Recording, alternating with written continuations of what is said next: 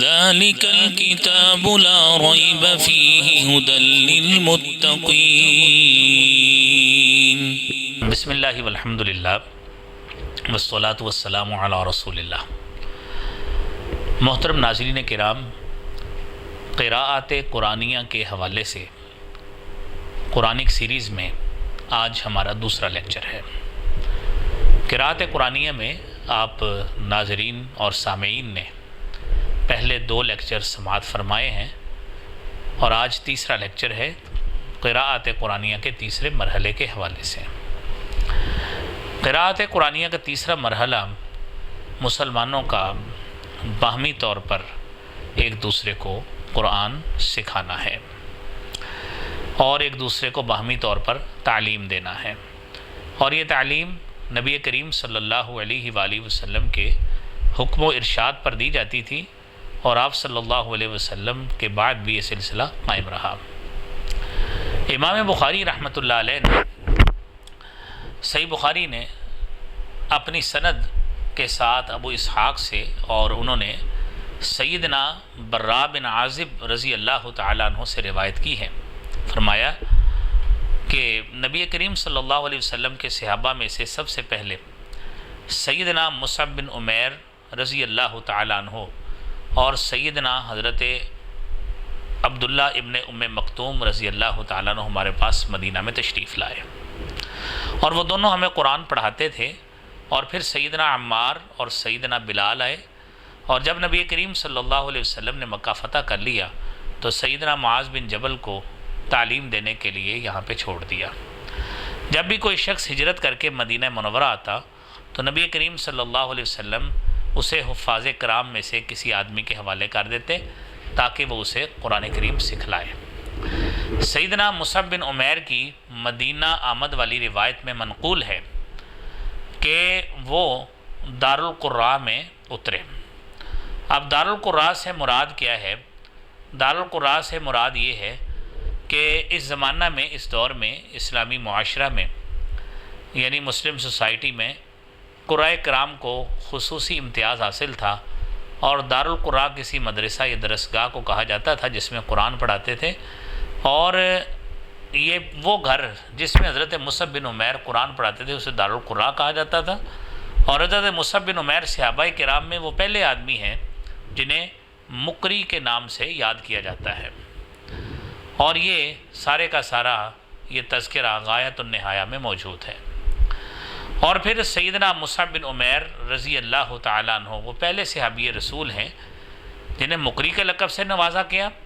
اور یہ لقب اس وقت ملا جب بیعت عقبہ اولیٰ میں نبی کریم صلی اللہ علیہ وسلم نے آپ صلی اللہ علیہ وسلم کو قبیلہ اوس اور خزرج کی تعلیم کے لیے مدینہ منورہ روانہ فرمایا۔ سیدنا عمر بن خطاب رضی اللہ تعالیٰ عنہ کے قصہ اسلام میں مذکور ہے کہ وکان خباب بن الارض یختلف الی فاطمہ، کہ حضرت خباب بن ارض رضی اللہ تعالیٰ عنہ حضرت فاطمہ بنت خطاب کے پاس آتے تھے، یقرئها القرآن، اور اسے قرآن پڑھایا کرتے تھے۔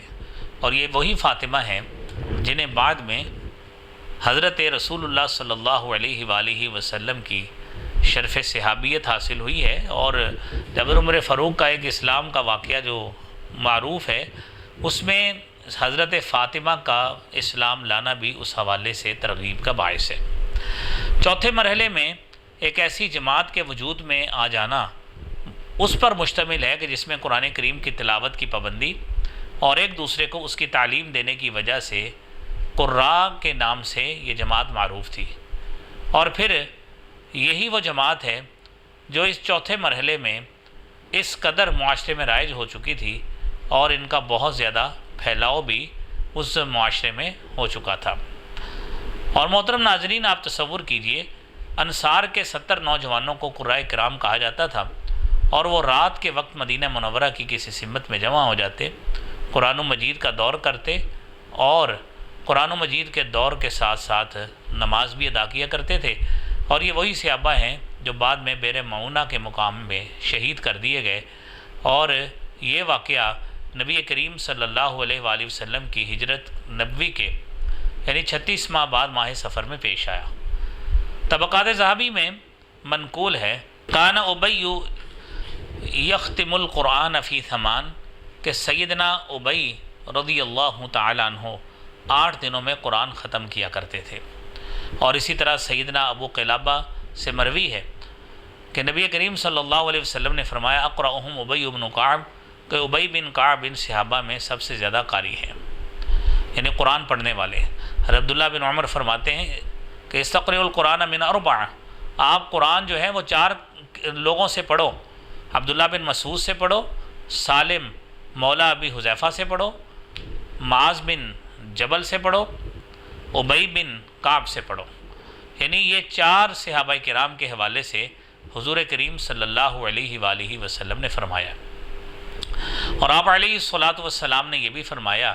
کہ من سرہ ان یقرأ القرآن رطبا کما انزل فلیقرأ علی قراءۃ ابن ام معبد، جس شخص کو یہ بات اچھی لگتی ہو کہ وہ قرآن مجید کو اس انداز سے پڑھے جس طرح کہ نازل کیا گیا، اسے چاہیے کہ وہ اسے ابن ام معبد یعنی حضرت عبداللہ بن مسعود رضی اللہ تعالیٰ عنہ کی قراءت پر پڑھے۔ تو یہ یعنی آپ صلی اللہ علیہ وسلم کا قراءت کے حوالے سے ترغیب دینا، قرآن پڑھنے کے حوالے سے ترغیب دینا، یہ تیسرا اور چوتھا مرحلہ ہم نے آج آپ کے سامنے بیان کیا ہے۔ اللہ کریم ہمیں یہ چیزیں سمجھنے کی اور پھر اس کے مطابق عمل کرنے کی توفیق عطا فرمائے۔ وآخر دعوانا ان الحمد للہ رب العالمین۔